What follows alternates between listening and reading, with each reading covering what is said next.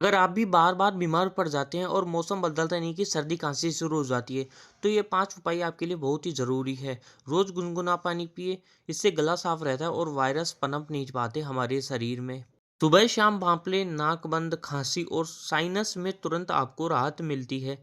Vitamin C लें, जैसे नींबू, आंवला, संतरा, अपने शरीर की इम्यूनिटी को मजबूत बनाने में बहुत ही असरदार है। रात में ठंडी चीज़ें व फ्रिज का पानी बिल्कुल भी नहीं लेना चाहिए। बदलते मौसम में गले व छाती को ढककर रखें, सुबह, शाम व रात को खासकर। अगर यह वीडियो उपयोगी लगी हो तो वीडियो को लाइक करें और ऐसे वीडियो टिप्स के लिए चैनल को सब्सक्राइब ज़रूर करें।